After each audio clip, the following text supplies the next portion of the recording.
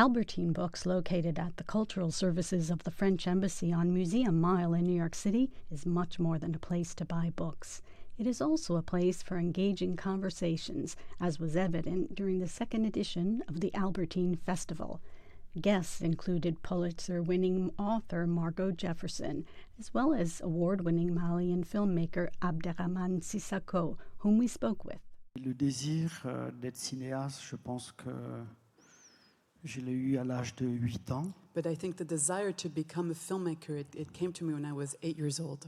Et, sauf que je me suis rendu compte de ça beaucoup plus tard. Except that I became aware of that much later. Parce que ce désir est arrivé sans aucun amour du cinéma en réalité. Sans aucun amour. Du cinéma. Because this desire came to me without any love for film as such. Aucune cinéphilie. No cinéphilie, no Voilà. film buffness and so forth. Et, j'avais du mal avant de dire les raisons réelles pourquoi j'ai choisi de faire du cinéma. At first, I was having a hard time articulating my desire, why I had this desire to do filmmaking. Par pudeur, je crois. I think a form of prudishness or reserve, perhaps. Parce que, très brièvement, ma mère a eu un premier fils. Because just to mention this briefly, my mother had a firstborn son D'un premier mariage. from a previous marriage. Et qu'elle a perdu, entre guillemets, lorsqu'il avait 4 ans. And then she, quote unquote, lost him when he was 4 years old. C'est-à-dire, le père de ce garçon a amené le garçon avec lui. Meaning that the father of this son took the son with him. Voilà.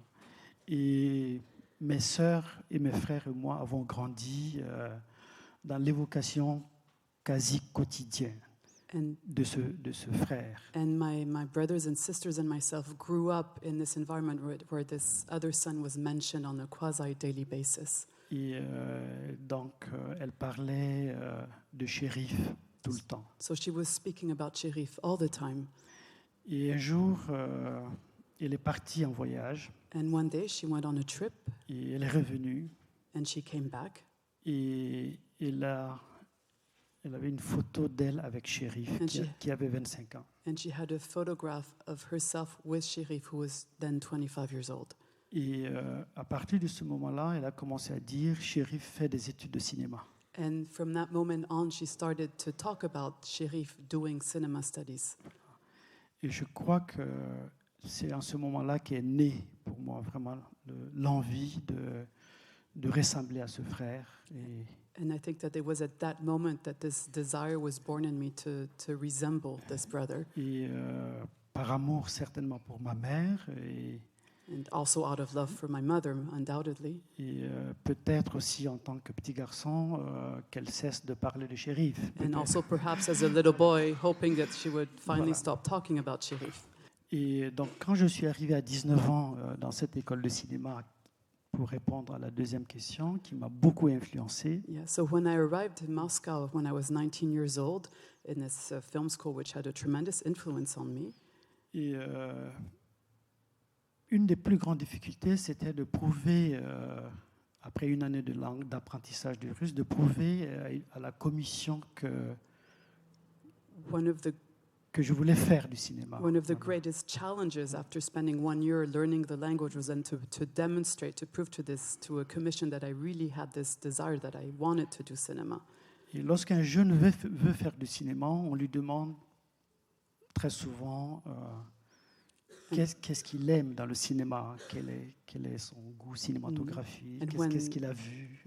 When any young person demonstrates this idea, this desire to do cinema, he is often asked, okay, what do you like in cinema? What are your tastes? What are your cinematographic leanings and so forth? Et moi, j'étais incapable de convaincre cette commission parce que j'avais pratiquement pas vu de film. And here I was unable to convince that committee because I had hardly seen any films. Et je comprenais vaguement que derrière un film, il y a un réalisateur, bien sûr, mais cette fonction, pour moi, elle était presque abstraite. Yeah, but I vaguely understood that behind any film you have a film director, of course, but that notion of it was almost abstract to me. Et comme je leur expliquais tout ça avec, bien évidemment, un russe approximatif, And as I was explaining this to them, and of course with a very approximative Russian, donc ils ont quand même, on m'a demandé que j'avais quand même vu des films, donc quels sont mes films préférés. so they ended up asking me, but you undoubtedly saw some films, so what are your favorite films?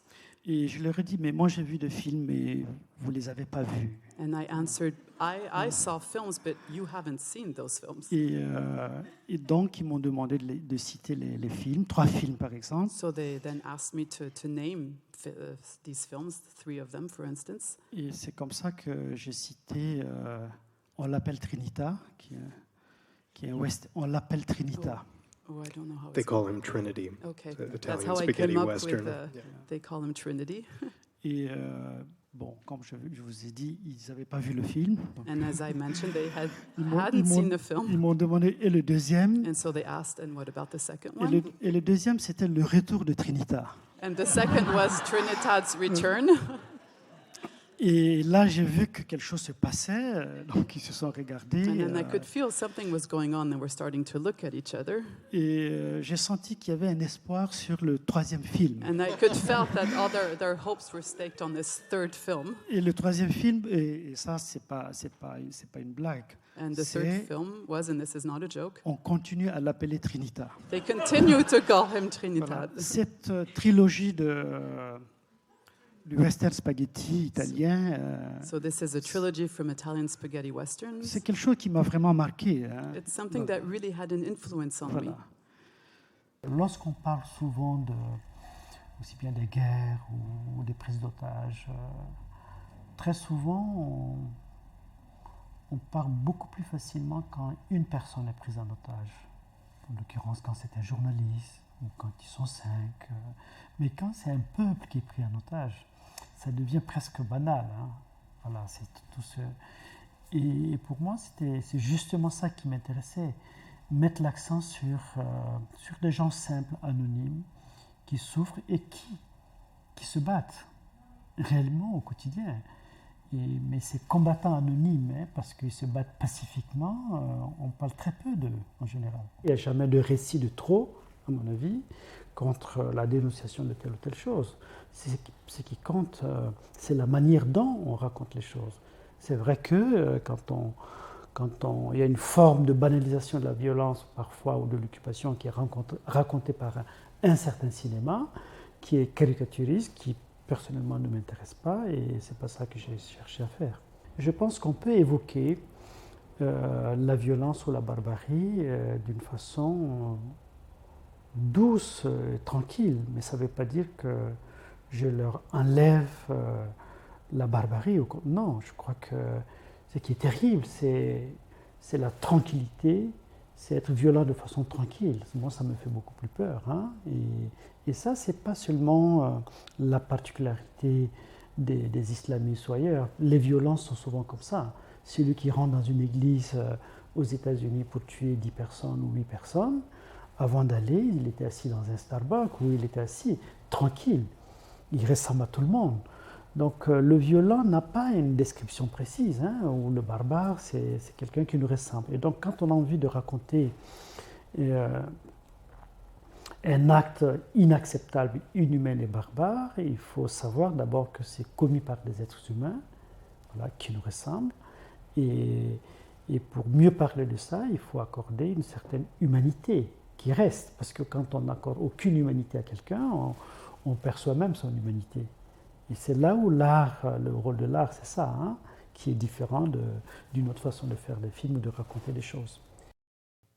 Tunisian visual and performing artist Evan Dark breaks down gender binaries and opens space for self-expression.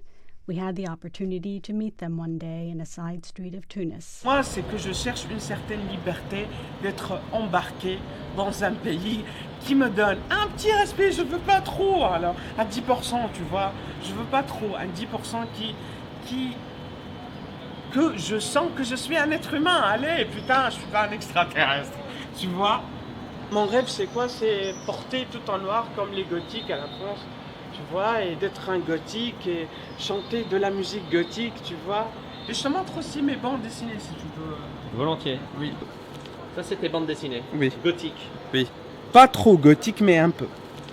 Voilà. C'est qui ça? C'est toi? Oui, c'est un peu moins parce que ça, c'est mon visage et la tristesse toujours. Et aussi la sensibilité et la beauté entour. Et ça, c'est être mi-homme, mi-femme, tu vois. Comme les shemales, tu vois. Ici en Tunisie, à un certain moment, tu crois que vous êtes une nana ou je sais pas quoi parce que vous êtes différent. Non, je suis un homme et je suis un homme différent. Tu vois, y a-t-il pas de grandes choses? Alors, mais ici en Tunisie, on complique les choses toujours, tu vois. On complique toujours les choses. Je suis pas mal de fois agressé et je me sens solitaire, etc. Et j'ai pas envie de pleurer car j'en ai assez.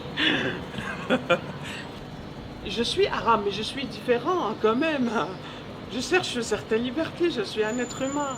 Je n'ai marre d'être ignoré tout le temps. Le conservatoire, le street tunisien, les copains homophobes et oh, woo!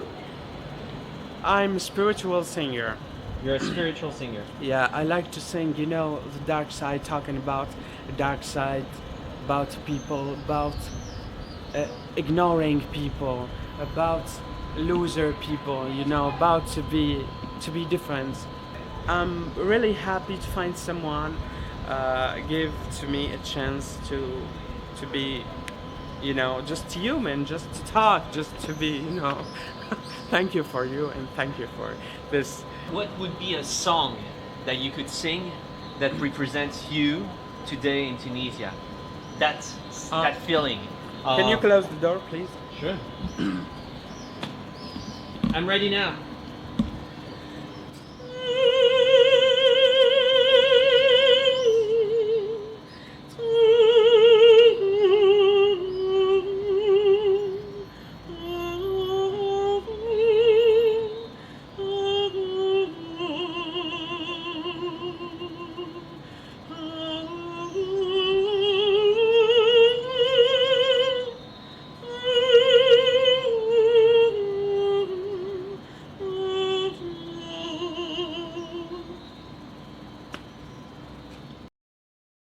The feature film Mustang, directed by Denise Gams Ergovan, tells the story of Lael and her 4 older sisters as they come of age in rural Turkey.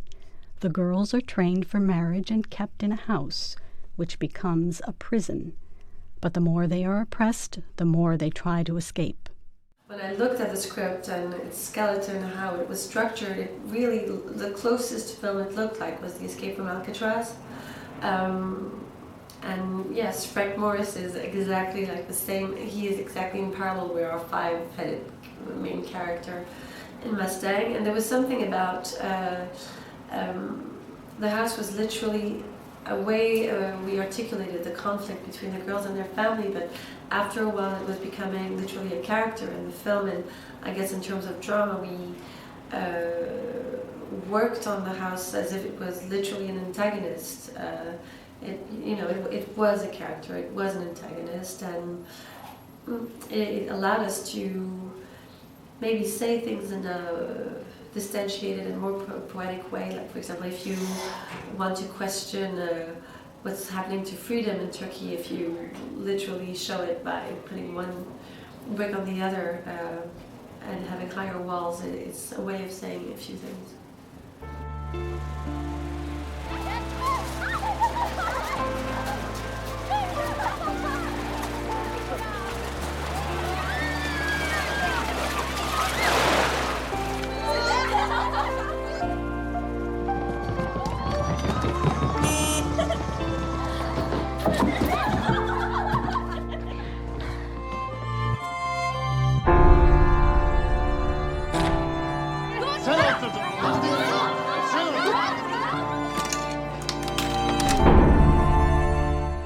What I'm saying about the place of women is, we're in a society which is extremely patriarchal, and we're so used to it and familiar to it that like change before even you start changing it.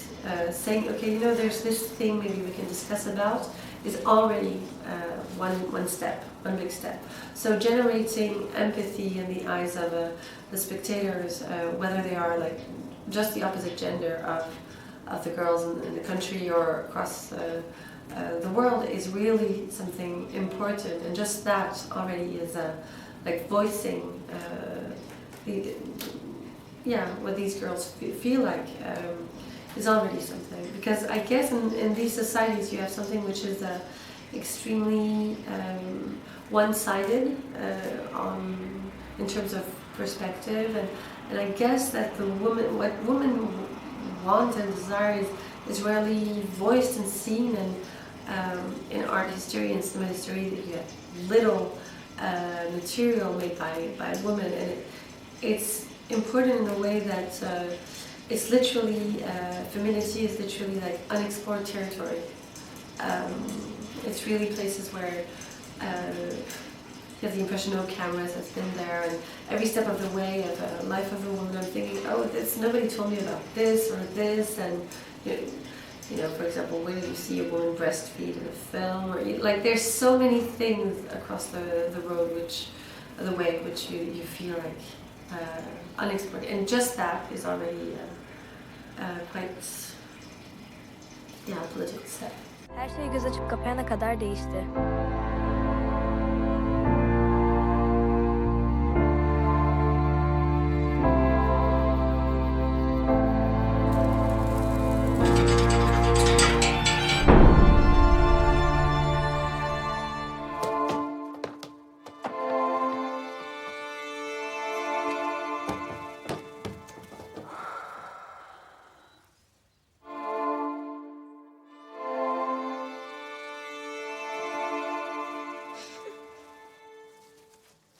Eğer beni ondan başka biriyle evlendirmeye kalkarsan çığlığı basarım. Ne diyorsun sen?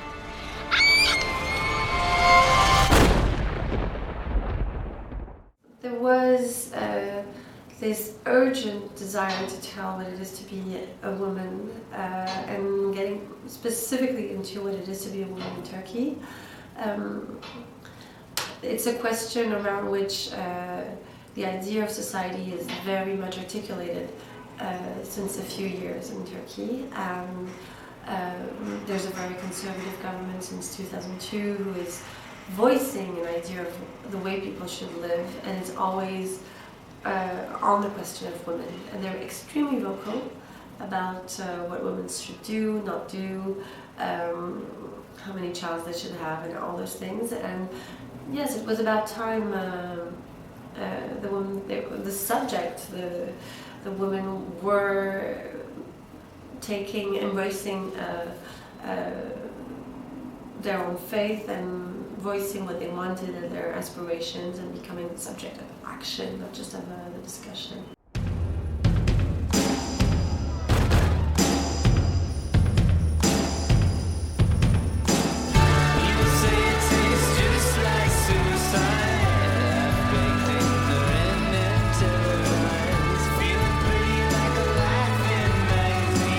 Bizden gitmek istemez misin?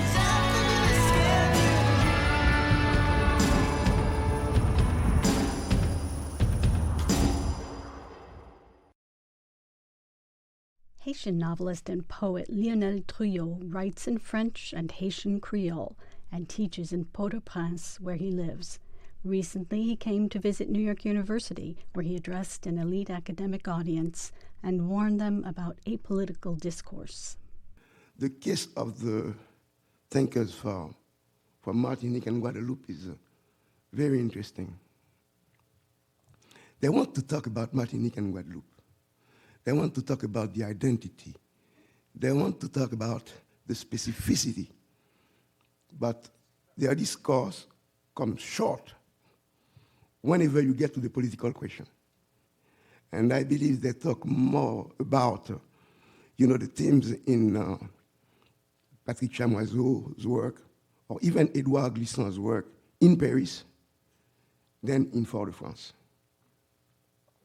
We are given some sort of culturalism when we're talking about the Caribbean, and we do evacuate the political questions. That's why they don't take us seriously. How can Patrick Chamoiseau talk about Jean-Jacques Dessalines? He has to be French to be published by Gallimard. We have the dominant tendency is to look for the roots, historical and cultural, of the Caribbean identity in transplantation and slavery. I was 2 years ago at the Congress of Caribbean Writers, and the title was L'épopée de la Caraïbe. And after 2 days, I realized that everybody was talking about the slave, not the maroon. Everybody was talking about Toussaint Louverture, not about Delgrès nor Jean-Jacques Dessalines. Everybody was looking in the trauma of the transplantation and the slaveholders system in our society to look for our origins. You can do that to people. Our origin in my eyes, we must look for it in the actions, forms, some spontaneous, some elaborate, of resistance and destruction of the colonial system. How can we talk about a common imaginary when there is a denial of the historical reality? The Haitian bourgeoisie does not want to be black. But let's not talk about the Dominican Republic. I believe it's a very strange case where you seem to have an entire community not wanting to be black. How can we talk about Caribbean imaginary if the question of the importance of blackness in our origin and history is denied by the people who govern our islands and our lands in general? And this is very much a problem. And I know Asian writers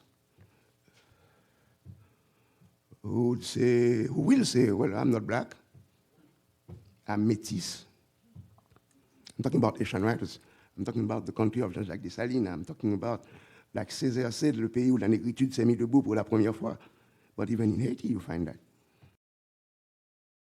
I'm ready now.